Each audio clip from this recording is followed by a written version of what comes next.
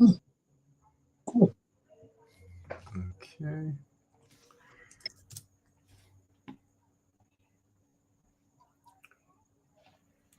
All right. Shalom. First and foremost, we want to give all praises, honor, and glory to Yahweh, Bahasham, Yahweh Shai, Bahasham, Rechak Wadash. Double honors to the elders and the apostles of Great Millstone, and peace and blessings to the elect. And we're back again with another Sabbath Sanctuary episode. It's episode 27. Chicago and New York are next. Okay, and this comes from something that Donald Trump himself actually said in terms of next for what? Next on the list for being federalized or turned into a police state, so to speak. So I have a couple of like I have a video here and a couple of articles on here that are going into that. And so Lord willing, we can go through that, and Lord willing, it'll be an edifying lesson. But it's interesting as we were talking about this before we started the lesson, which was that, like Ron, you mentioned, with us constantly harping on the martial law that's going to be declared, and they're going to put troops on the streets and they're going to do X, Y, and Z. You see the approach that they're going with is rather than, which they do this all the time, right? Rather than a full force breakdown, everything, just throw everything right out here in front of your face. They're going with a gradual approach, right? Because the end goal, as you're seeing, as we said before, it's just putting the foot in the door, right? Okay, we're going to deploy National Guard troops to DC to help with crime. But wait, now you're saying the National Guard troops are being deployed, which I have the article here, to 16 different states to help with deportation and help with ICE as well. But now you're saying the National Guard troops are going to be armed with guns now. But now you're saying that you might use the military if you had to. The second they use the military, that's martial law. Martial law is when the military is basically in power. They suspend your constitution. It's under military rule, right? So you're seeing that just the fact that it escalates and it didn't stop at just the National Guard troops patrolling your streets is enough to tell you that it's not going to stop at just helping them with ICE and them being armed with guns. Eventually, it's going to escalate more and more and more to the point where they're going to be able to justify themselves in using more draconian means and also saying, hey, this is why we had to bring the National Guard troops here, right? You see this behavior over here. We can't have this. But yeah, bruh's got anything, go ahead and then I can show the videos. Hey, Shalom, Yabashim Shabakatam. Yeah, I just want to, add on to what you were just saying in the terms that they're unraveling everything that we've been saying that they're going to do eventually with the whole concept of clamping down and using the military as their whipping stick to get the people in order. All right, so now the approach that we see them using is not necessarily auto abkeo per se, but it's more of a set auto, right? We would tell you that there is some type of chaos somewhere, and therefore we are justified in bringing this type of force in order to bring that kind of order, right? Because here it is. They said that before he even brought in the National Guard to DC, and he being Trump, all right, they said that crime had gone down by I think 26% or something like that, right? 20s or 30%. Okay, the first in a few years, right? They were saying this is like great leaps forward, and then he starts to bring in these executive orders saying that homeless people will be now rounded up, right? And if you refuse their housing, that they might give you, which housing is really pretty much them sending to a sea camp, right? If you refuse that, then they're going to send you to a more extreme, state in the sense that you're going to undergo some type of mental treatment, so to speak, right? So we see how they plan everything and set the stage, right? And then you go into the cities, right? Because remember the prophecy in the book of Second Ezra, it talks about the city shall be troubled and men shall be afraid. Okay, so there's got to be something that happens within the cities. Now, remember last year we were telling you that the FBI was even saying that there are sleeper cells in the major cities and they could start erupting out of nowhere. And that was pre-election. Okay, remember it was pre-election, and then post-election they were like, "Oh, we got Iranians and Chinese people. They're all in the cities, and you got to be prepared. You got to be ready because anything could go on at any time." Okay, so they've already planted the seeds to let people know that at any point you could have something pop off in your city that's going to cause a big enough ruckus where the National Guard or In this case, the military is going to have to step in. Okay. Now, a few months ago, or is it a month or two ago, Trump federalized the police, right, or the military, right. So when you start saying that we're going to use the military to do work of law enforcement, that's going against Pasi Comitatus.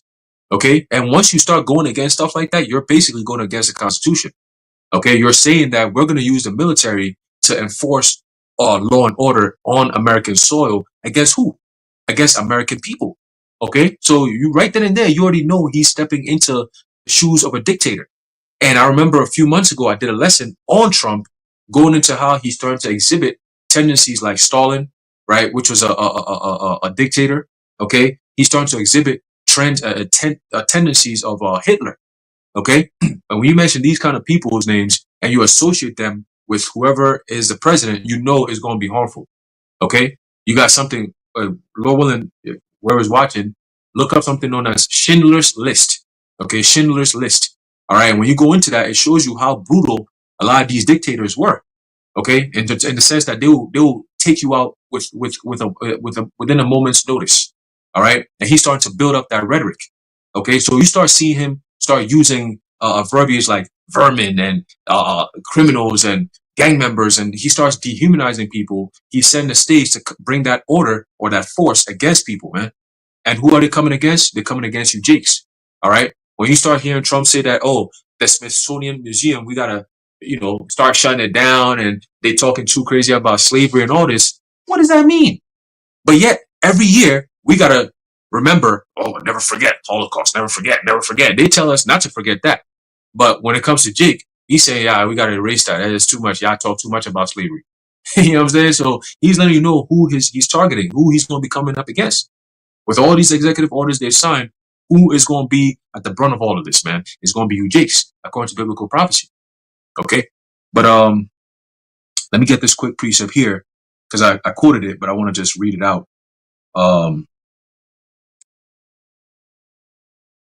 Read it out real quick. All right, it's the book of 2nd Ezra, chapter 15 and verse 18. It says, "For because of their pride, the cities shall be troubled, the houses shall be destroyed, and men shall be afraid." Okay, so going into the title, Chicago and New York are next. It's not just that. Okay, you got all kinds of. We're gonna go through the cities. All right, I kind of came up with a list of based on history, based on what kind of stuff Esau likes to do, and based on the population in these cities, we could potentially see Esau run up them troops up in there, man. All right, so we're gonna go down. Have a list. We're gonna go down that list. All right, just to let you know, Chicago and New York are on the list. All right, so just be ready. All right, just be ready. But you got it, bro. That's right. That's right. So let me and I'm not, if you ever have anything to just feel free to jump in. But I'm gonna share screen and then play this video here and look at some of these headlines real quick. Yeah, one thing I was gonna say too, Slakia, I was making a point is that I think you did mention earlier in the sense that the approach in which they're bringing all this stuff in is so that people are not alarmed and they're not able to connect the dots. Because for so long you've been hearing us talk about, and not just the prophets, you've been hearing many different people in the so-called truth community that have been talking about martial law is going to be on the, it's already in the books, it's already on the books, it's going to play out eventually, right? They're going to bring martial law, they're going to shut the cities down, they're going to shut everything down. So they know that people are aware of this type of rhetoric. They know the kind of conversations that's going on online. That's why they got something called war on information. All right, which is basically, oh, that's misinformation, that's conspiracy, that's this, that's anti-this.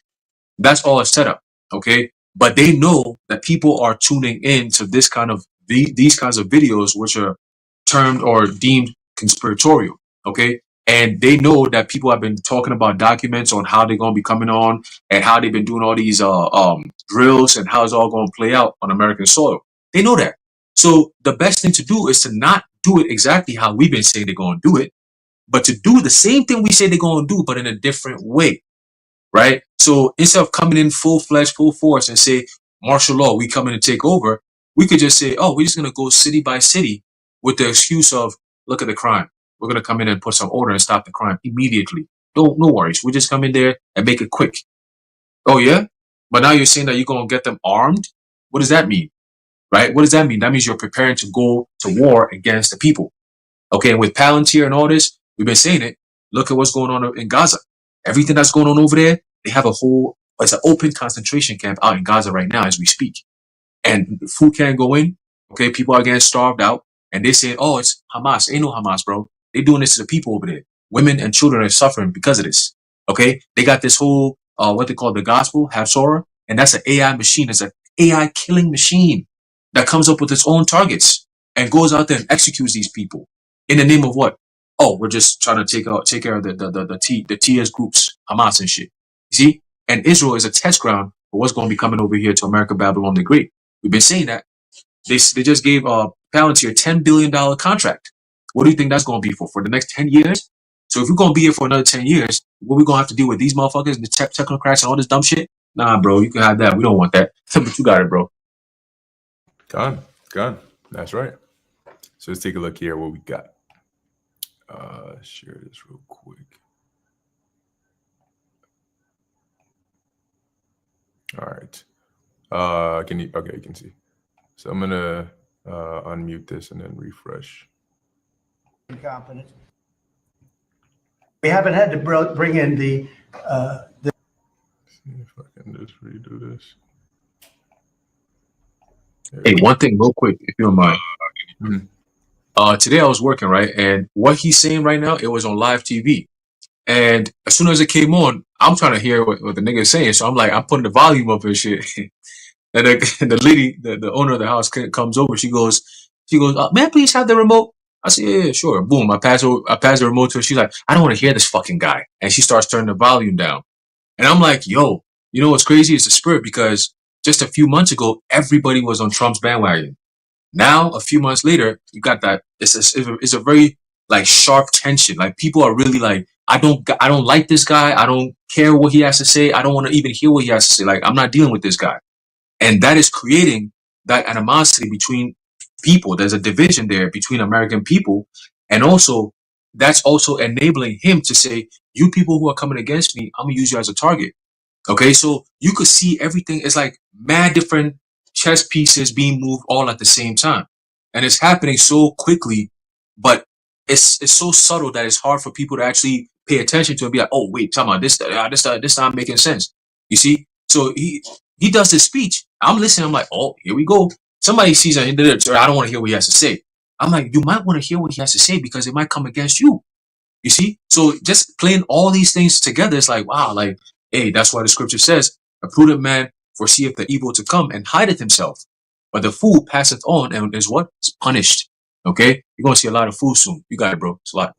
Yeah, since you said that, I was going to say real quick, too. One thing about people is that they think just because you don't like somebody or somebody's your enemy, that they have no power just because you hate them. Right? All of a sudden, no, I hate him. So because of that, it doesn't matter what he says. That's not going to do anything, or that won't affect me because I don't like him. It's not how it works. He's in the position of being the president of a country you live in. So if you don't like him, first off, one of the dumbest things you can do is to take your eye off your enemy. If you've acknowledged somebody as your enemy or somebody that you have to be wary of, why would you think that the smarter thing to do would be to not hear what they're saying or what they're planning to do if you don't like them and if they don't have your best interest in mind? So when you turn it off and they're willingly staying ignorant, as though by covering your eyes, the boogeyman who's standing in front of you disappears. No, it just means he can hit you from whatever angle he wants now because you can't see him, but he can see you. So these things that we're looking at is very important, and it's so interesting that even at this very moment, the world is on the brink of a cliff that is going to fall and change the whole view of humanity forever. And people are still, you know what it is?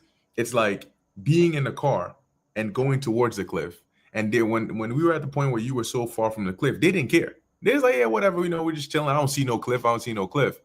And now that we're at the edge of the cliff, they turn around and look in the rear windshield and say, I'm not going to look ahead. I'm just going to look behind. So from that view, it doesn't look like anything's going on. So yeah, we good. Back to partying.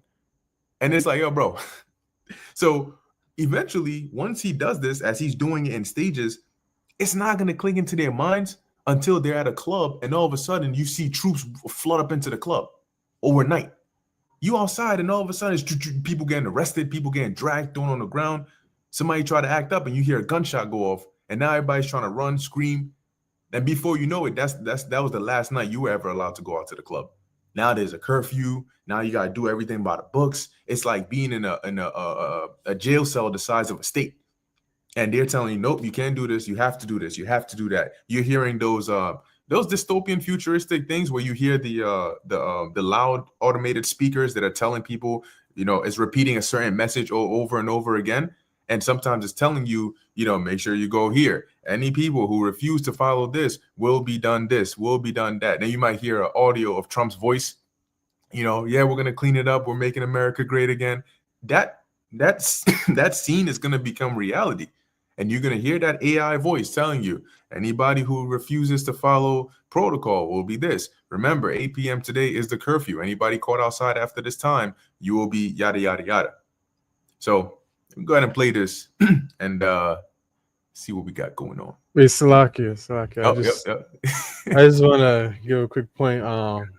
What brothers are saying. There's a saying called keep your friends close, but your enemies closer. And it's like, by keeping your enemies near, you can like watch their moves, and first and foremost, you can avoid being caught off guard. I just wanted to mention that. That's right.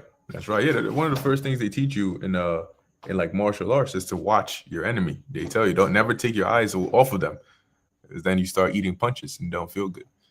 All right.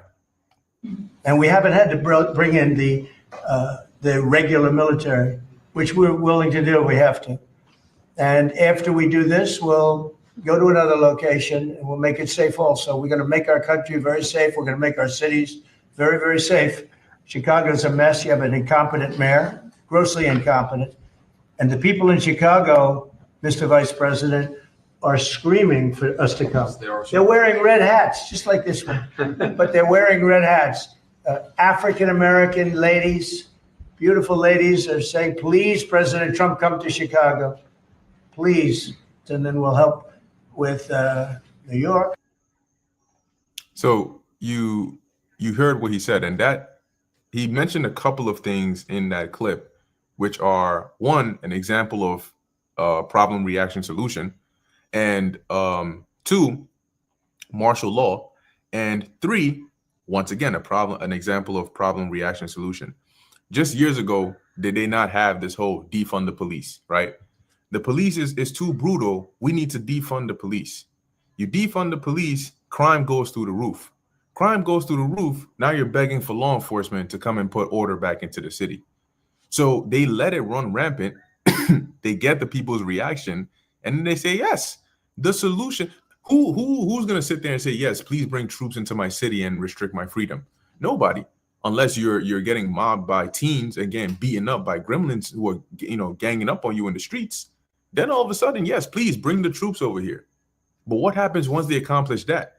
Now you're going to go from screaming for them to come to your city to screaming for them to leave your city. The problem is they're not leaving. Now, he said we haven't had to bring in the regular military, but we're willing to do so. When you look up, let me see if I can pull this up on here. What is martial law? Martial law is the temporary imposition of military rule, suspending civilian authority and civil rights to respond to a grave crisis like war, insurrection, or natural disaster. Under martial law, the military assumes control, enforcing its own laws and authority through military tribunals if necessary. But this power is not absolute and remains subject to constitutional limitations and judicial review. And that's the thing. This constitutional limitations is not going to exist, all right, in Trump's martial law. Okay, so as you heard it, the military rule is what it is, and they make their own laws. So you're going to sit there in front of a troop and say, you can't shoot him. You can't do that. Under what? Under your constitution? Don't worry about that. That's not in effect anymore. Okay. Now, I just wanted to show this one here. as well. I looked this up here. This was news that came out today, and it said here.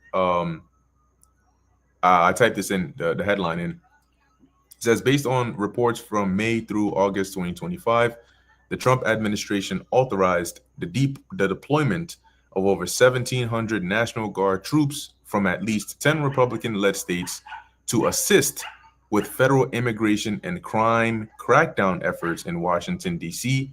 and at ICE facilities. But I think it was today from Fox News that they put it. That's probably why the AI hasn't picked up on it yet. But they mentioned deploying to 19 other states, okay, for that purpose of helping with ICE and the crackdown on crime, right? Which Haran mentioned. He has a list of states there, but I just wanted to get through a few of these headlines and then we can discuss it at large. The next one here, which says National Guard troops on DC streets for Trump's crackdown will start carrying guns. Okay, they're going to start carrying guns. Now ask yourself, for what? Like Aharon mentioned, if you say that crime went down because the troops are in the streets, they weren't there with guns, at least like what they're envisioning now. So why add guns now? Because when they start rolling up in these other neighborhoods, it's going to be like the movie The First Purge. You either give us the first person showed you the whole exact thing. They wanted a reaction from the people. They were literally sitting there watching the people through drones, saying, okay, when are they going to start killing each other? When are they going to start going crazy? And they were just partying and drinking and shit like that, stealing liquor. So they said, this isn't what we want. Send in mercenaries who are going to start killing and cause this reaction we want. You know what that means? If they come in there, you don't want to give them the reaction they want, they'll make their own boogeyman and pin it on you. And now think about this. You are some gang member in Chicago, but you don't want to shoot at law enforcement. They put a plainclothes agent who looks like a gang member who shoots at law enforcement. If they shoot at law enforcement and law enforcement is like, okay, we got to return fire, when they see you, they're going to be aiming to kill. That prompts you to now have to fire back because you're like, okay, well, now they're aiming to kill me. I ain't trying to, just get taken out in these streets. I got to fire back.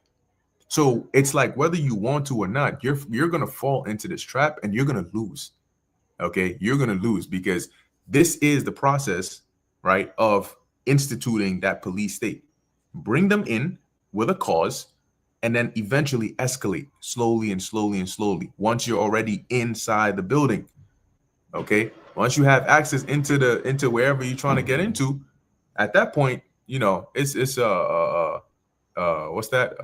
No holds, whatever the saying is. But yeah, bro's got it. No holds barred. That's it. Yeah, all hell breaking loose. I have you want to go through the list of the cities real quick? Yep. All right, fine. So you got New York City, right? And I started off with that because we live but New York City, they already attacked or went to LA.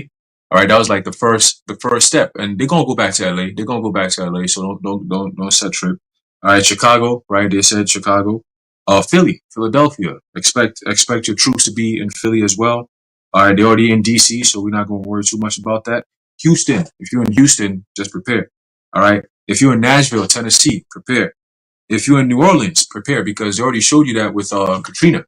All right, when that happened back in I believe it was 05, right? They were going full scale. They were going into homes, all right, taking people's guns, telling people to stay in their house. You better not come outside or you're gonna get shot on the spot, right?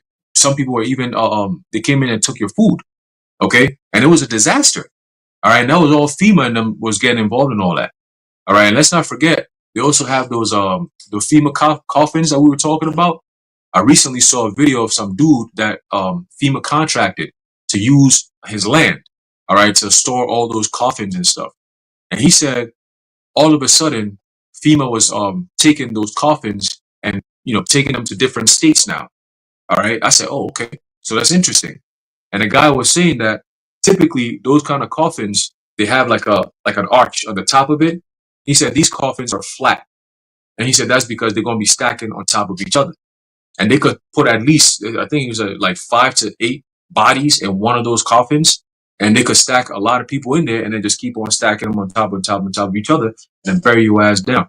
All right. So you could imagine the millions of people that about to be dropping, all right, based on whatever pestilences that's going to be out here, whether it's going to be the famine, whether it's going to be events from these hurricanes and all these different things. Keep in mind, I remember in the beginning of the year, I said, Miami's going to get hit with a crazy hurricane this year. Watch, right? It says, um, it says, all right, Charlotte is going to get you're going to get visited. San Francisco is going to get visited. Detroit, Detroit's going to get visited. All right, Seattle's going to get visited. Atlanta's going to get visited. Las Vegas is going to get visited. Baltimore's going to get visited. Boston is going to get visited, and of course, Miami's also going to get visited. All right, so I put 17 states together, and that's because these are considered major cities. All right. And if you're pairing it according to prophecy, as we read in 2nd Ezra, the 15th chapter, it says the city shall be troubled and men shall be afraid. Okay. So you have to keep in mind all these cities we mentioned, it's predominantly Jake that's in there. All these inner cities is filled with Jakes. All right. When you go, it's either northern and southern kingdom, or it's mostly northern kingdom or mostly southern kingdom. But regardless, it's all Jakes. All right. And within his first 6 months of being president, he's made it clear the two types of people he's going after. Northern Kingdom and Southern Kingdom, point blank, period. All right. Now, do you have anything you want to bring out? Yeah, I had a precept on here that I wanted to bring out. Come on. Yeah. And I was the precept is centered on 2nd Ezra, the 16th chapter, because it mentions these things as the brother Haran was going into, and we're very quickly approaching, right, the escalation level. Right, because when you have a story and the story is going at a certain pace, there's a climax. The climax is all the way up here, and that's where the build up comes in, because it's like a graph that's increasing until it hits that climax over there. Okay, so when we read the scriptures, we're reading the climactic points in these prophecies, but we are living in the actual build up to those climactic points. And so as we're watching. As we're watching and we're seeing these things build up and build up and build up, the Lord is like, I'm putting this here. I'm putting this here. I'm putting this here. We get what he is doing. We get where this is going, but people are not watching, right? And that's why the scriptures say, blessed is he that readeth and they that keep the words of this book, because this is literally going to be life or death. And people are going to be like, yo, how do you know this? How do you know that? And we're going to tell you, they were doing it right in front of you. It was all in the scriptures. We what do you mean? How do you know this? We were telling you this for centuries, centuries, yeah, but decades. We were literally out there for hours telling you this same thing, and you're acting like it's brand new. And that's why a lot of people are not going to make it, because you know what they're worried about? We outside. That's you talking about. Are you stupid? We outside jumping in pools and shit, doing damn pool parties and shit. Meanwhile, they come in here to be putting people's lights out, literally rounding people up and throwing you into labor camps. And they're doing it in a gradual process, and people are here just like, yep, it's all sweet out here. Anyway, this is 2nd Ezra chapter 16 verse 26. The grapes shall ripen, and who shall tread them? For all places shall be desolate of men. And Ezra saw this. So that one man shall desire to see another and to hear his voice. For of a city there shall be 10 left, and 2 of the field, which shall hide themselves in the thick groves and in the clefts of the rocks. All right, so basically Ezra is seen here, and you can imagine the idea just came to me right now. But if Ezra is seeing a vision of the future, he's not seeing people actually hiding in rocks. More than likely what he is seeing is apartment buildings, because they look like actual like rocks with holes in them that people hide in, right? So you can imagine a visual of when you look at those tall apartment buildings built on top of each other, you have the window unit and people have their blinds and shit, right? So a visual of somebody seeing terror outside and closing their blinds or closing their curtains and running away from the window is likened on to like if you were to see somebody hiding inside of a cave or inside of a rock, because that's what these modern day buildings look like nowadays. And obviously Ezra he ain't gonna say that's a condo or a co-op or a duplex. It says here, as in an orchard of olives, upon every tree there are 3 or 4 olives left. Or as when a vineyard is gathered, there are left some clusters of them that diligently seek through the vineyard. So just like you have tiny remnants are left after like the harvest, for example, that's what Ezra likens this population reduction to, because he also mentioned that it'll be like the amount of people that die compared to those that live is like a wave to a drop, bro. This hat to a drop is all is freaking proportions greater, let alone a wave. Do you know, you ever looked at them tall big ass buildings, you're like, yo, this building is huge. A wave makes that look tiny. You make a drop look tiny. So how like, what do you think that scale actually looks like? So Ezra is seeing this, and during the lockdowns, right, during the pandemic, it was pretty empty. You could go to downtown. I remember this so vividly. We'd be watching, because every morning they like Cuomo would come on the TV talking about things they're gonna do and numbers and stuff, and we would I was listening, right? The apostles were talking about how, I think it was either on their way to camp or driving through the city, they were mentioning how it's like a ghost town, right? You don't see anybody here. And Manhattan is one of the places, especially Times Square, there's always somebody there at every time of the day. So back then, during the lockdowns, it was like Dead Man Wonderland, but that was because people were in their homes. This time, it's going to be like Dead Man Wonderland because people are dead. Okay, it's not because they're in their homes and they get ready to come out. No, they're gone. They're cooked. Okay, that's why it says it's going to be like a man is going to desire to hear the voice of another, because it's like, damn, you're either hauled off in a alligator Alcatraz somewhere or a labor camp somewhere, or you're cooked. You're dead. It's so that initial part of resistance of, you know, quelling the population and then throwing them into this new world order is going to be a whole lot of euthanization, for lack of better words. But before I go on, I don't know if Buzz got anything else I want to hop in with before I go on.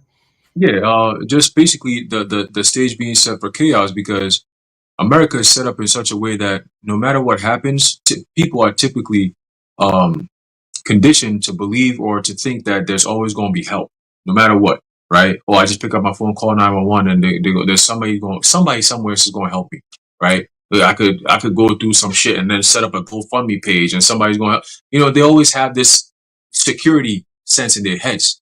But when you look at the trend and way things are going, in a case of an emergency where you have multiple things at once, whether it be natural disasters, whether it be cyber attacks, whether it be famines, whether it be pestilences, all at once, the amount of people that are dropping dead, the amount of chaos that's happening in many multiple cities all at once is not something that's bearable or controllable, or to the scale where Americans have felt before, where they could say, oh, we've been through this before, we can handle this. No, this is a time like never before. So the measures are going to be different. The measures that they're going to be using are going to be different measures like never before. And I believe it was Gil Bates who said that.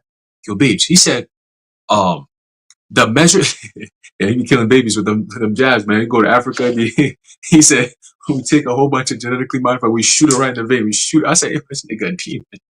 Auntie Gates, bro, you gotta be stopped. You know, but yeah, but we cook that nigga all day. We're not gonna do that though.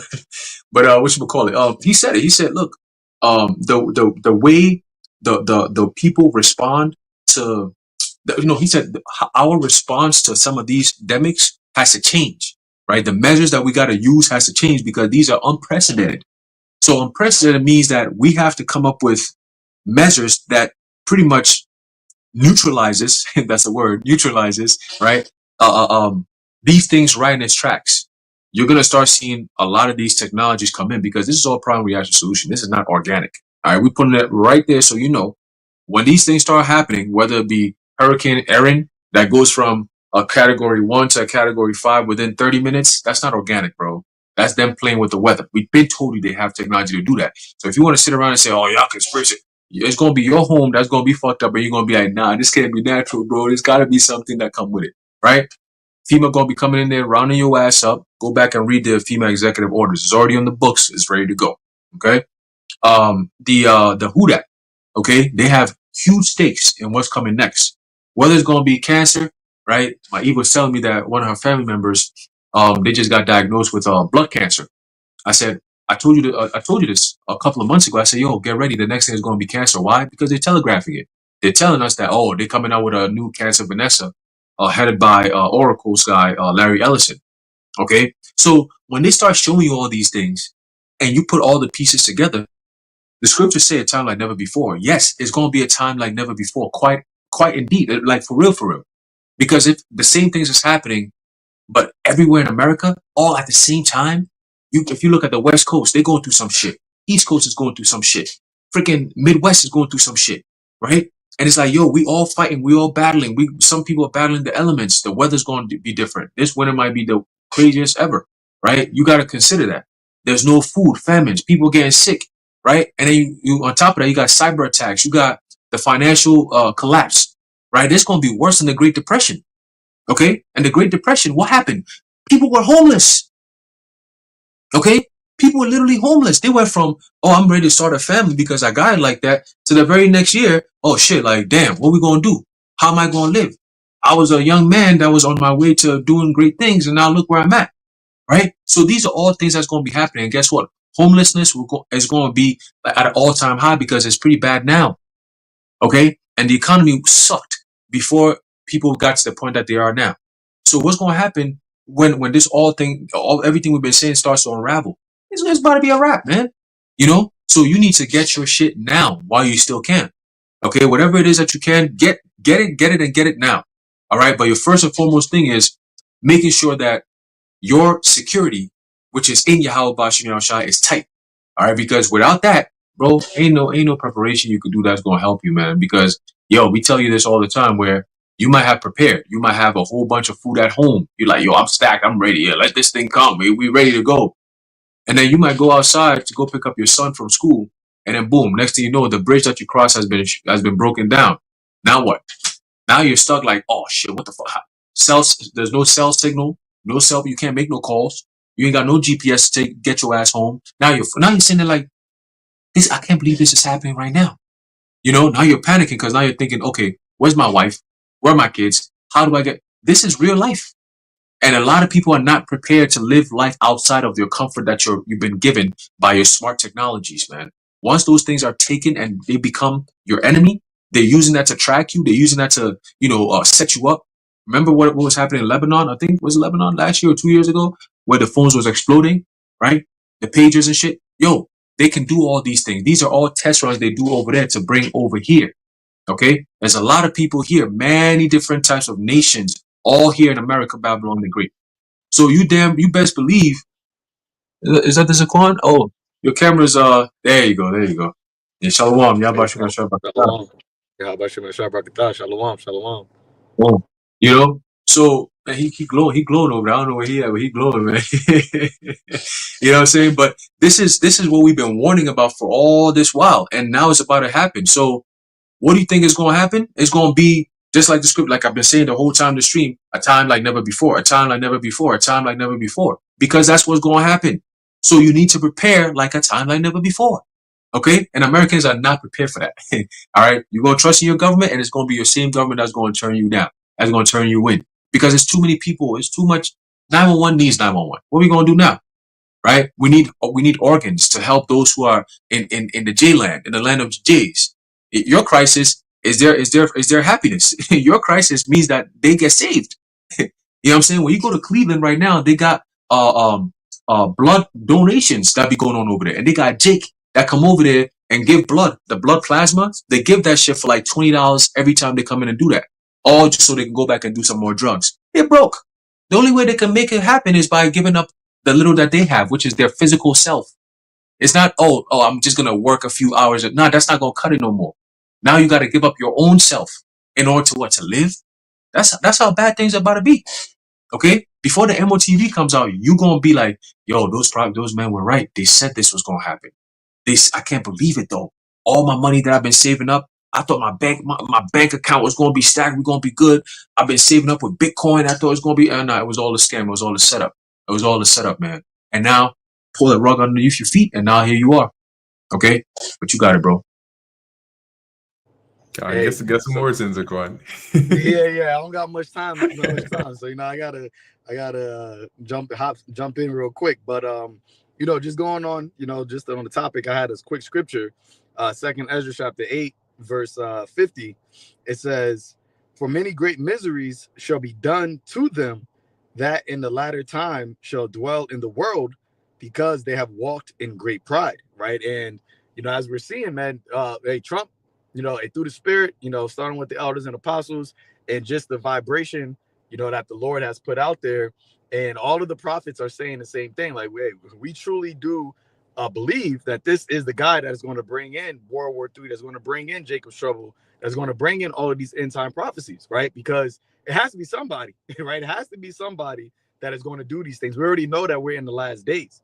Me and a brother were sharing articles, and you have the whole thing with these zombie animals, right? With the deers and the squirrels and the rabbits. So all these things are happening, and people are just like batting an eye at it as if it's something normal, but it's really because people are blinded, and it's because of their pride, right? Even as the Lord spoke about with Edom or Esau, it says your pride of your heart has deceived you. And that's what you got happening, with really our people, because they have bought into this false sense of security to where things won't get that bad, right? But then it gets bad, and they're like, okay, so they keep moving the goalposts to where it's like, okay, this was bad, but all right, so let's move it back, or it won't get this bad. Then it gets this bad, and it's like, okay, we won't get that bad.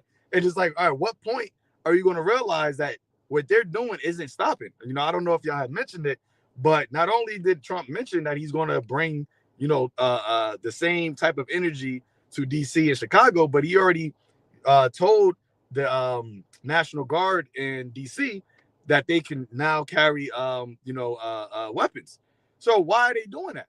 If they're able to already, bring down crime to the, all-time low, they got 0 homicides, they brought down car thefts 83%, and they did it without weapons. Why do you need the weapons then?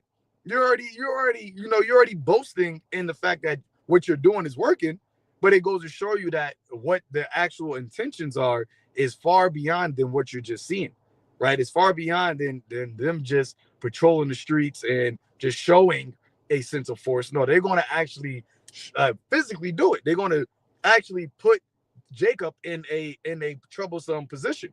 And I've been meditating on it. I don't know whether or not you're going to have some protestings where then the Jake get killed, and then that's going to make Jake riot even more, or they may have some agent provocateurs that go out there and rally up people to go against the militia groups, and then that causes the problem. But we know this devil works in the problem reaction solution type of method, right? And as brothers were saying, I was catching a little bit. These are things that we, through the spirit, it's not even us, right? It's things that the Lord has warned about that was going to take place, that was going to happen on the earth. And people have been nonchalant about it, right? They have been saying, oh, you guys are crazy, or it's not going to get that bad, or you're just thinking about the worst case scenario. The worst case scenario is already happening, right? You have military troops patrolling civilian cities in America. The whole purge scenarios, your whole Civil War movies, all of these things is taking place, and they're expecting there's going to be some grand announcement on TV. All right, you are now entered into martial law. It's not going to happen like that. When Yahushua come back, it's not going to be an announcement right before, hey, Yahushua is now coming. We've been announcing it.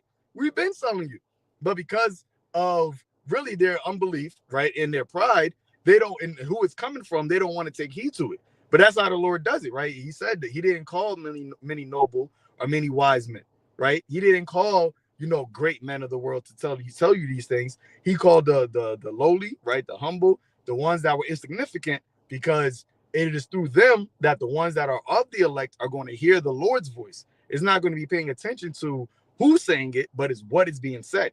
And something I was thinking about is like, the Lord is showing us, right, the ones that already have this treasure, that everything that we have been saying, well, he has put in our mouths to say, he's actually showing it happening. So he's only giving us more and more assurity that this is the truth. And we already knew it, but it's now at a sense, it's like, yo, there's no denying it, because what we're saying is happening. What they're saying is not happening. right? What you're expecting is not coming to pass, but what we're expecting is literally happening. That's why we can constantly do these videos and come out with more information that is different information, because it goes into the same theme of what we've been saying was going to happen.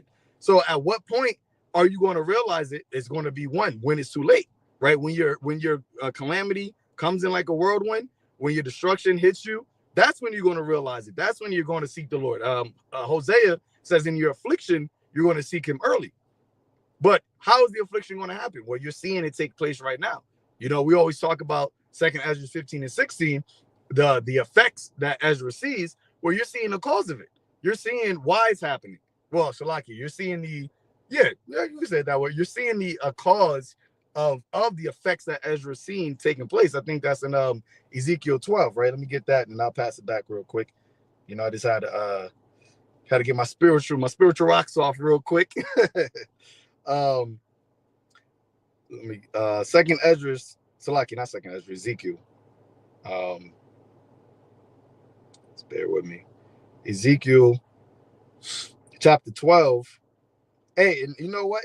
These are the same scriptures that we keep bringing out over and over and over, but it's a reason, because these are the as it says in Habakkuk, right? In the end it shall speak, right? In the end it shall speak and not lie. So the things that we're saying is all about the end. All of the prophets, they all prophesied about the end. So we are bringing these scriptures out because this is the time we're in. We're not going to, I mean, we do bring out, you know, the times of, you know, Egypt and all the other captivities, because that plays a part. But what we're mainly focused on is prophecy, because that's the time that we're in, right? And as the scripture says, the spirit of Yahushua, the testimony of Yahushua is the spirit of prophecy. So let me get this real quick. Ezekiel 12 verse 26. It says, matter of fact, let me do 21. It says, and the word of the Lord came unto me, saying, Son of man, what is that proverb that ye have in the land of Israel, saying, the days are prolonged and every vision faileth? Tell them, therefore, thus saith Yahweh power, I will make this proverb to cease, and they shall no more use it as a proverb in Israel, but say unto them, the days are at hand, and the effect of every vision. Okay, so this is what we're telling you. The days that we've been warning about, starting with the elders and apostles of Great Millstone, that has been keying in on prophecy, right?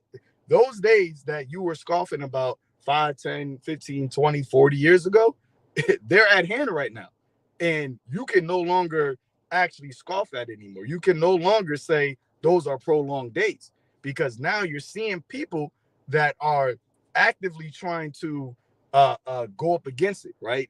Protestings, it's being talked about on, you know, we got to stop this. You got these Democratic politicians saying, you know, we're not going to let this. All that is the common conversation that is being spoken about in secular world right now. When you ask somebody about you know, politics, they're not going to bring up some BS shit. They're going to talk about, yeah, you know, what's going on here. I don't know. It's kind of crazy what Trump is doing with the National Guard. Like, that's real life. That's your real life that you're dealing with.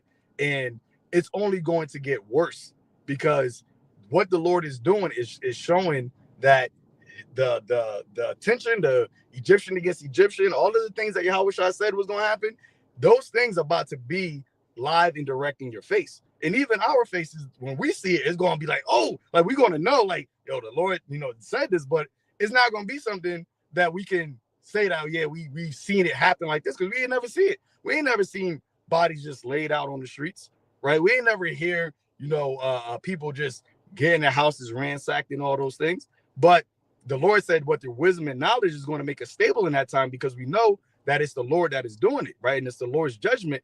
And on top of that, we're going to be delivered from, we're going to be protected by it. While everybody else that wasn't paying attention, that wasn't taking heed to it, they're going to be caught up in it. And that's what's going to give the name of Yahweh Bashim Yahushai even more glory, because us being protected, we're going to know it's only by the Lord's mercy that we're being protected, because we don't have any type of weapons, right? We don't got any type of special, you know, some brothers got special abilities, but we don't got nothing that's going to physically keep us protected is only by the grace and mercy of Yahweh Bashim Yahushai.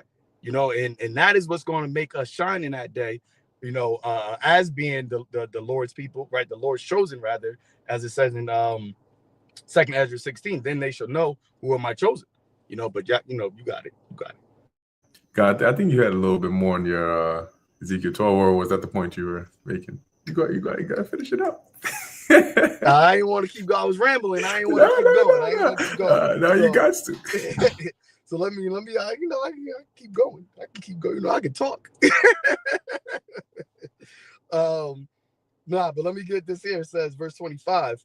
Salaki, verse 24. For there should be no any more vain vision, nor flattery divination within the house of Israel. And that's something also that you have these false teachers, right? These false pastors, right? These false politicians, leaders of our people. They've been telling our people, oh, you know, peace and all these things. When right now you don't see Jesse Jackson speaking, you don't see Al Sharpton speaking.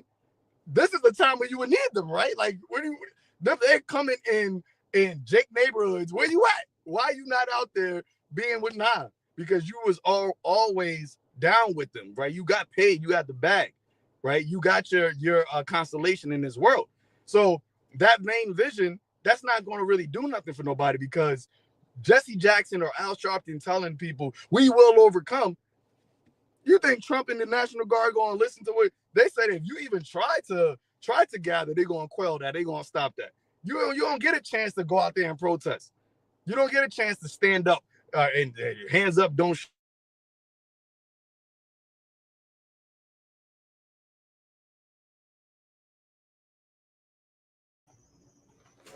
Connection? Yeah, probably. Yeah, say what I'm thinking. Oh, there you go. And that's real. Can you hear us? Okay, now you're back. Yeah, you're back now. You stopped at you won't get a chance to protest. Oh, so yeah. So I just kept reading verse 25. It says, "For I am Yahweh, Ba'ashem Yahawashi. I will speak in the word of the Lord." Y'all can hear me still, right? Just want to make sure. Okay. I will speak in the word that I shall speak shall come to pass. And how is the Lord speaking? Through his men. You know, you don't have the Heavenly Father opening up the heavens and he's speaking, but he gave his word to his men. That's why he says in Ezekiel the 3rd chapter, hear this warning, give this warning, hear the words of my mouth, and give them warning from me. That is what we're doing. We're not out here for clout. We're not out here to play games. We're not out here to get likes, to get views. None of that. The Lord has ordained us to give a message, to give a warning.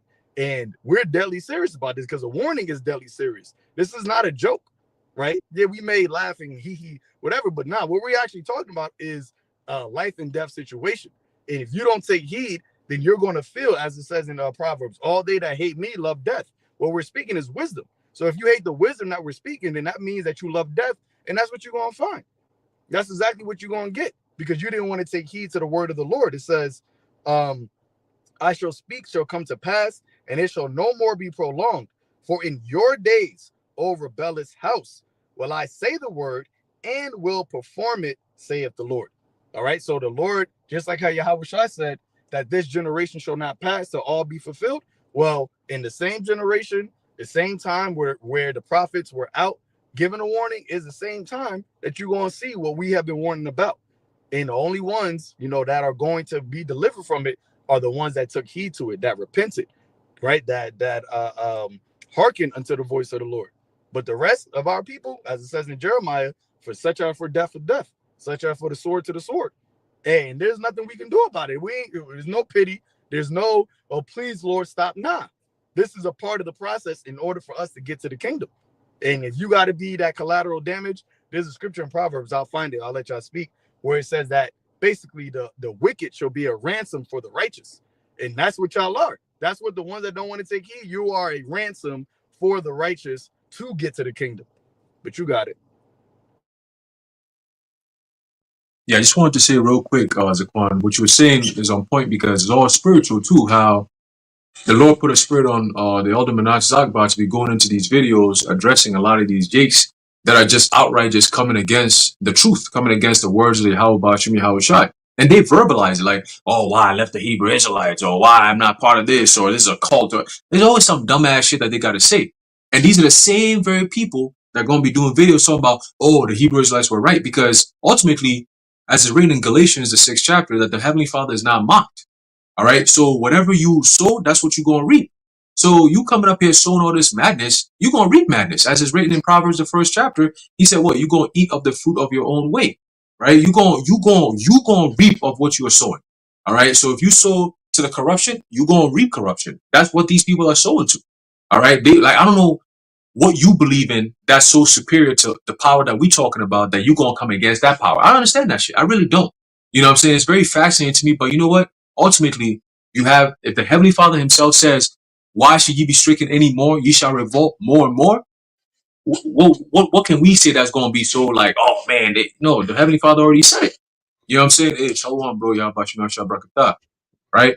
The Heavenly Father already gave us the blueprint. He said, look, I'm going to make your forehead hard against their foreheads. These are rebellious people. Everything you're going to say, they're not even going to listen. They're not going to want to hear it. If they put your house to death for teaching them the words of salvation, again, these are dumbass people. I mean, hey, it is what it is. We come out here preaching salvation. You turn around and say, oh, y'all niggas is crazy. The Hebrew Israelites this, the Hebrew Israelites that. And that's why the Lord put the spirit on the elder Manat Zagba to be going into these videos.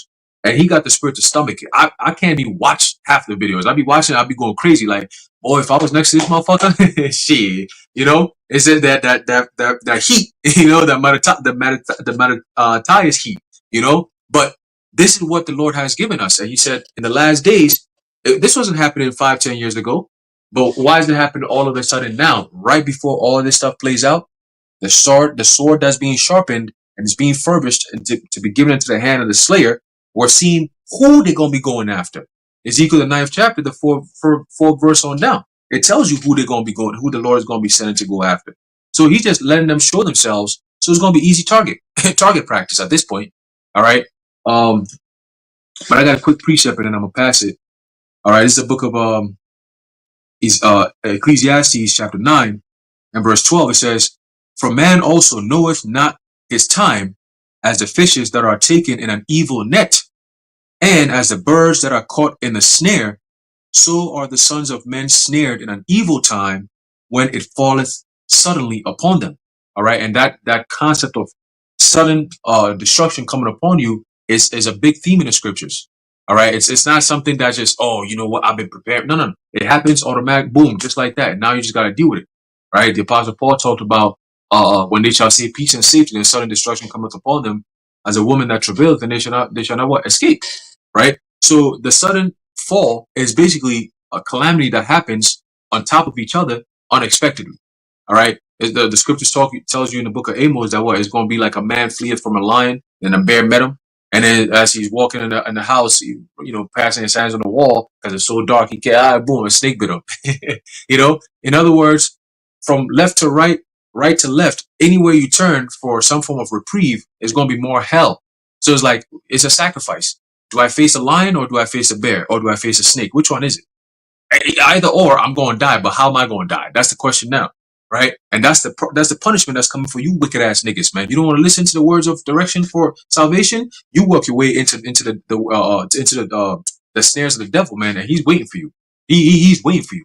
All right. All they need is one dumbass Jake to act up, and Trump is going to be like, "Look, we're shutting the city down. Who was that? We're shutting down the prison.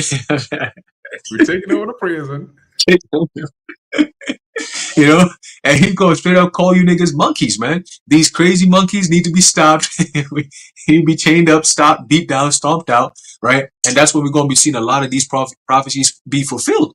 You know, women crying because their children are not, right? It's I believe in Jeremiah, it says Rachel crying for her children are not, right? You're going to be seeing that. Okay, women, hey, there's no new thing under the sun. Okay, you women are going to be weeping. You professional women that they call for funerals to come and weep, yeah, y'all going to be weeping too. All right. Oh, you bitch ass niggas that want to run your mouth and talk all that gang shit, they're going to grab you niggas up too. Okay. And, oh, I ain't do nothing though. Guess what? The Lord got beef with you. You don't have to do anything for you to get some of that smoke. So a lot of you dudes, man, hey, it's a wrap. And remember, because we were talking about this earlier in the car about how the Lord has been jacking up a lot of these so-called models and OnlyFans chicks and Instagram chicks. That's just the beginning. You see, that's just an example of your beauty or your so-called looks does not protect you from the judgment of the Lord. Okay? So if you don't have favor in the eyes of the Lord, there's nothing we can do. Shit, you gonna run. Oh my God, he's trying to shoot me. He's trying to... Women get walked, chased after when they go shopping and shit. Remember that fat dude trying to grab her up and shit? Now she's scared. Her voice is breaking. She was talking all that confident shit. Leave me alone. I'm not trying to talk to you. All of a sudden, he's not trying to talk. He's trying to grab. And now all of a sudden, it's like, oh shit, oh shit. Now, hey, open the door, open the door. She knocked on the door. Then you can hear the knock is getting harder and harder because the trouble is getting closer and closer. All right, but too bad for you women, because guess what? Esau is not knocking on the door right now. Trump and them are not knocking on the door. The foot is already in the door. A few months ago, we're telling you that they're you know, the key is shaking and you inside shaking and shit because you could hear the keys dangling. They've already opened the door. Now the foot is in the door. So at this point, they about to close the door. It's just you and them in that room. Now what? You got it, bro. Yeah, I got a quick statement, and I'll let you finish your points, Nicole. I know you're looking for a precept earlier. There was what you just mentioned with Trump and sending the troops to the cities. It just reminded me of what Nero did in 66 to 70 AD, how he ended up sending, that's pretty much what he did. He sent troops over there to Jerusalem, and not just Jerusalem, but the cities where the Jews were, from Galilee all the way on down, past Jerusalem, even down to Masada. And that's exactly what they did. They besieged the cities, they killed, they robbed, they pillaged, they did all of those things. So it's interesting that he's going around now sending, you know, troops. And this time, at least Trump is doing that. But yeah, you got it. Khan, yeah, this was the scripture I was speaking about. Proverbs 21, verse 18. It says, "The wicked shall be a ransom for the righteous, and the transgressor for the upright." In the NLT, it says, "The wicked are punished in the place of the godly, and traitors in the place of the honest." You see, and that's exactly, you know, what is going to happen here, right? In Isaiah 34, it said that the Lord will have a great sacrifice in Basra. But that's speaking about here in Babylon the Great, starting with Esau, Edom, and his kingdom, but also those that have taken hold of his side, right? Those of our people that have, you know, joined themselves unto this place in this mindset, right? That's what it says, the traitors. Because if you are a traitor unto the Lord, if you rather choose this kingdom than the kingdom of heaven, the kingdom of Yahushua, and that is really what we're speaking about, right? We're speaking about this place getting destroyed, right, so that the Lord can establish the kingdom of heaven. And you have a lot of our people that would rather, right, and they overtly, when they come out of us, remember what Yahushua said, they that despise you despise me, and they that despise me despise him that sent me. So when you talk all of the videos that the elder Menachem Zakba does, when they come at the Hebrew Israelites, which they're Hebrew Israelites themselves, but when they come at the Hebrew Israelites, they're in essence coming at the kingdom of Yahushua, because that's what we're talking about. That is what we're promoting. So we are the face, right? Quote unquote, the face that they're seeing, but in actuality, they're actually coming back. They're coming after their king. And that's why Yahushua said, all they that would not that I should reign over them, bring hither and slay them before me. Well, a part of the slaying is why you got the sword being sharpened, why you got these plagues, why you have, you know, the earthquakes, all of these different ways that the Lord is going to destroy Jake, the wicked Jake. All of that is because they would rather not have Yahushua reign over them. So their punishment, right? Because we all, you know, fall short of the glory, but because we believe in Yahushua and that sacrifice, you know, we have a appeasement, right? At the end, but at the same time, you're still going to have the wicked that are going to get punished in this place, and we are looking for that mercy, right? As Yahushua said, watch and pray always that you be found worthy to escape these things. Us doing what we're doing and following and taking heed into the voice of the Lord. Oh, breaking news. Hold on. National Guard. Yeah, I'm on that one. It says National Guard will now be mobilized across nearly 20 states to support a surge in immigration enforcement and broader crackdown on crime. So that's very, and you see how quickly things are moving too. It went from one city to two cities So earlier it was 17 cities. Now it's 20 states. By the end of this weekend, by the end of this day, the whole United States is going to be locked down. And just like that, how quick things happen, man. And that goes to show you, as it says in Revelation 12:12, a short time, right? Yahweh Shai said it was going to come upon you as a thief, right? Paul said that, right? That day should what is that? 1 Thessalonians 5. You have no need that I write unto you, for you should know that the day of the Lord shall come so as a thief. And really, that's to the ones that are watching, right? There's really, for us, we're as they say, we're preaching to the choir, right? The ones that are watching, the brothers and sisters that are on listening diligently, watching and listening, taking heed. We're really preaching to the choir about this day, but it's a reassurance, right? Just because you ate food don't mean food don't still taste good. You still gonna eat that food. I know you know what I'm talking about. You got that leftovers over and over with some good food, but at the end of the day, we got to give this message out, because the ones, when it happens, the ones that get caught up in it, they can't say that they weren't warned, right? They can't say that they didn't know, because we was on every major city, right? Those same cities that they doing in DC, guess what? You got camps in DC. You got those same people that probably walked by those camps, that scoffed at those camps. When it comes to New York City, you got multiple camps in New York City. You got multiple camps in Los Angeles and any of these other 20 states. I'm pretty positive that there was the men of the Lord that was out there on those same states, on those same streets, that now you got the National Guard out there with. Because the Lord said, hey, you didn't want to listen to the compassion, you're going to listen to the punishment. At the end of the day, the Lord said all knees are going to bow. Whether willingly or unwillingly, you're going to hear the Lord's voice, but you got it. God. I think I'm not one of y'all, and it has some points. Yeah, I'm not. You can go first. Yeah. Khan, I just want to say, bring on this precept, Philippians 2:12, and it reads, "Wherefore, my beloved, as ye have always obeyed, not as in my presence only, but now much more in my absence, work out your own salvation with fear and trembling." And these niggas out here, they aren't working on their salvation with fear and trembling. They're out here being prideful. So, best believe the Lord will humble them, like Antiochus, for example. And also got another precept. This is the book of Ecclesiasticus, chapter 5 and 7. And it reads, "Make no tarrying to turn to the Lord, and put not off from day to day. For suddenly shall the wrath of the Lord come forth, and in thy security thou shalt be destroyed, and perish in the day of vengeance." Why shouldn't we waste time when turning to the Lord? It's because he will come as a thief in the night. And when he comes, it will be too late. So if you aren't ready like the 5 virgins that were part of the 10 virgins book of Matthew, then you'll be cooked physically and spiritually. That's all I had. Yeah, and I was gonna bring out the point here in the book of Ezekiel, and hearing brothers talk about how prophecy is now like all up in people's face. I understand why the Most High liken the scriptures onto food, right? Because like food is for sustenance. You have to if you want to survive, you got to eat, right? And the food is also like you got to take that responsibility. You got to choose to take that responsibility, because you can't get nourished by someone else eating the food. You got to eat that food.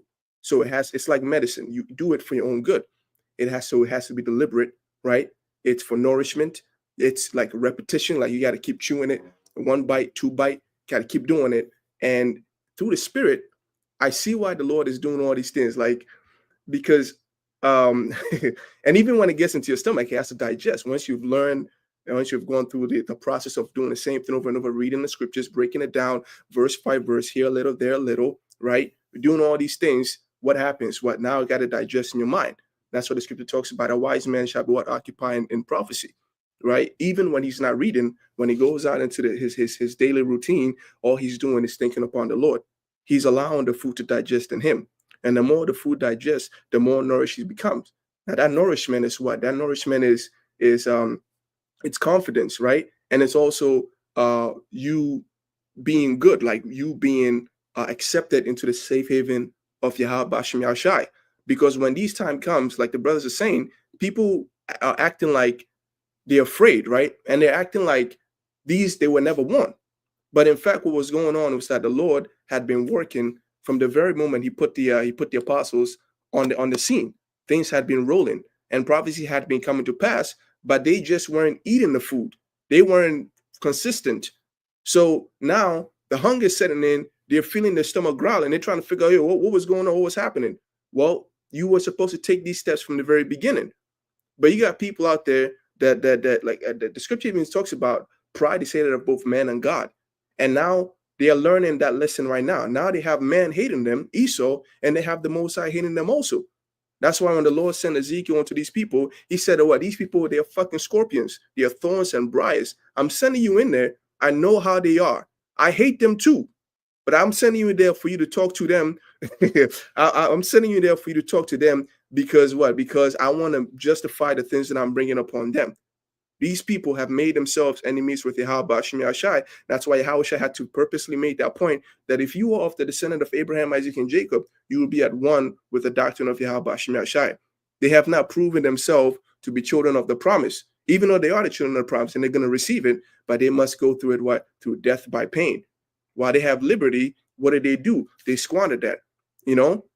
That's why the Lord has hidden his name for a very long time. Something so precious. The name of the Lord is a strong tower, and the righteous runneth into it. Now, we've been looking forward to this time for a very long time. The righteous have had no hope. Now the name of the Lord is revealed unto us. And what is Jake doing? Like the brother Haran brought up, the elder Manatas about keep making videos. People are making fun of the name. The name, bro. The name that literally saves our life. That is a safe haven. You worried about what the things that Trump is going to do is a name that's going to save you. The Most High presented that to you, and what do you do with that name? You make a mockery of that name. You are scorpions like that. That's why the characteristic of a scorpion, it'll probably like because of how they are. They dwell in dark places, right? They are nocturnal. They sneak into crevices, and then and before you know, you get close and then they bite you. So these things that's what these people are. They're not just content in being in darkness, but they have to come up the light and make noise and harass people that choose to live in the light. And that's what that's why the Lord hates them. Like I brought out the precept a while back in the book of Jeremiah, where the Lord says, "He shall take away your means of war that are in your hand." People, you Jakes out there, when you cry, understand that you have brought this upon yourself. You have made war with a God, like this Quan always brought out, you know. And like you watch this movie, the X-Men, the one with Apocalypse. He was like, "What was it? You are no closer to making war against me than the Babylonians with their sticks and stones." You know, and that's how powerful the Lord is. People have forgotten that, and so the time is far spent. Right, the night is far spent, and the main thing that people were supposed to focus on was the prophecy, like Zaquan even brought out. You know, we talked about history in the Bible, but the one thing that we focus on daily is history. I mean, it's prophecy, because prophecy is the urgent message. Right? Unlike these Christians out there, when they go into the scriptures, they only want to be soothed. They don't want the part where that tells them, okay, this is coming, there's grave danger. That's why they barely even talk about the book of Revelation. 99% of them are scared of the book of Revelation. They ain't even trying to read that. They hear of dragons, 7 head, 10. They don't know what that means. They're so bugging. Yeah, I ain't trying to read all that. Let me read the Psalm 23 that talk about how I'm good and the Lord love me and all these things, and I'm gonna be good. And so they're what? They're pick and choosing which to eat. They ain't digesting the whole meal. So what? They're malnourished. They don't have that whole covering. You were supposed to eat the meat with the bones. They ain't doing all that thing, you know. So they've put themselves in a situation where either one, they are completely unprepared, or two, they've half-assed their preparation to now where, you know, their preparation doesn't matter at all. And so we cannot stress to you how important this thing is. This thing is more important than any goal that you can set in this physical world. That's why even Haran was talking about all your saving, the plan to build a house, all this cryptocurrency, all that investment is nothing, man. That shit was supposed to be an afterthought. The number one priority thing was your life. Because how can you have a house and saving if you're 6 feet underground? How are you going to live in a house then? It don't make any sense. You worried about bitches and doing all these things. How are you going to get some bitches if you die 6 feet underground? It don't make no sense. You know, the number one priority was saving your life. That's what the scripture says. You must work out your own salvation with fear and trembling. That fear and trembling, man. But people didn't want to, they didn't want to learn. They didn't want to make that conscious decision as though they were Eden. They wanted to be forced to do certain things. So now the battle is closing in on all sides, and they don't know where to go. They've made a mockery of the Lord. So the Lord is like, yo, the hell away from me. I don't want you around here. They've made a mockery of Esau, right? Because they wreaking havoc. And so they're caught up in the middle of two people trying to beat their ass, and there's nothing they could do about it. Just sit there and take that ass whooping. And let me tell you something, this. If you think you're tough, you think you a nigga, you a G, you a thug, and you think you take the ass beating of the Lord, yo, my man, reevaluate yourself, man. You cannot take the ass whooping of the Lord. When the Lord puts his hand upon you, you are a worm. There's nothing you can do to weather out the judgment of Yahweh Shem Yahshai. You know? Hey, that's it on that. Hey, I got a quick precept because you just mentioned something. Let me get this real quick. 2nd Ezra 16, verse 3. I start at 2. It says, gird up your loins, gird up yourselves with clothes of sack and hair, bewail your children and be sorry, for your destruction is at hand. Right? Jeremiah 28:8. That's what the prophets prophesy about, right? Of war, evil, and of great destruction, pestilence. These are what we're talking about. Because we're not, once again, this isn't our rest. This isn't the kingdom. We're living in a wicked rulership. And as the scripture says, because it is wicked, it's not going to stand, right? Because it is wicked, it's going to be translated unto the people of the Most High, starting with Yahushua in the righteous, right? His chosen to set up a righteous kingdom on the earth. People don't understand that this earth was not meant to just be ruled by anybody and everybody. The earth was created for our sake. It was created for the elect, for the saints of the Lord, right? Starting with the elect, so that we can rule it in righteousness, so that it can mirror in heaven, as the prayer goes, on earth as it is in heaven.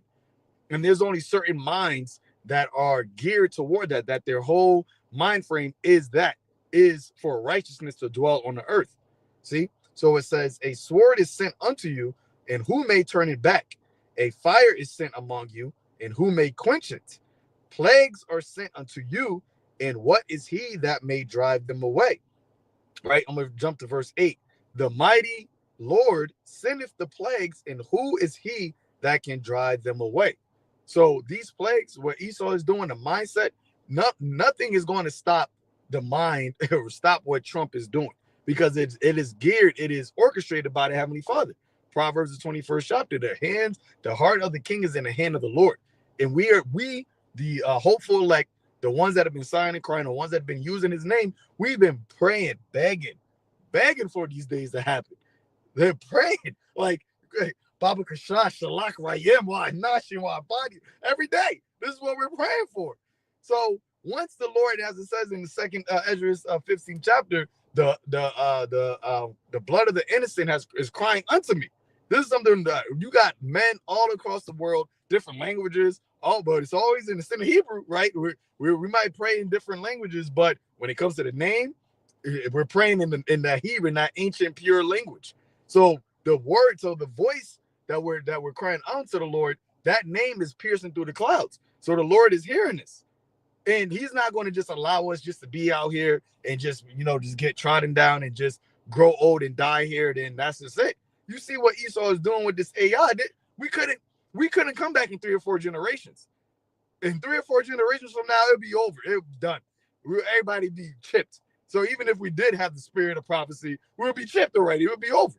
So that's how you know this is it. This is the last generation, and the Lord is sending the plagues, and he's having these things happen because he's ready to deliver us. Just like in the time of Egypt, right? When he was ready to deliver us, he raised up Moses.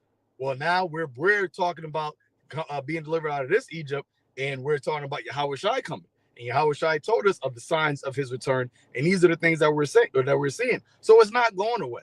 right? You can wish it, you can do whatever. None of it is not going away. It's not going away until this place is destroyed, and that's you can guarantee that. Yeah, it said was that Denzel Washington. I guarantee it. Y'all don't know nothing about that. You got to watch that. I guarantee it. You know, but that's it. That's it for me. God, I got one more precept, and then be it for me too. But this is in 2nd Ezra chapter 16, verse 33, going back to a point you made earlier, Haran, about people always expect help whenever there's trouble. They've been accustomed to thinking there's always going to be help. Your power goes out. Oh, Con Ed's going to be there in a few days. At most 2 days, you'll get your power back, right? So this is Ezekiel, 2nd Ezra 16 and 33. The virgins shall mourn, having no bridegrooms. The women shall mourn, having no husbands. Their daughters shall mourn, having no helpers. Okay, so the bridegrooms, and these are all men, right? The bridegrooms, the husbands, and the helpers, these are men. All right, now there's already Khan, Shalom, Zakoni, Abashama Shabrakata. Shalom, Shalom, Yahabashama Shabrakata, Shalom. Shalom. And so these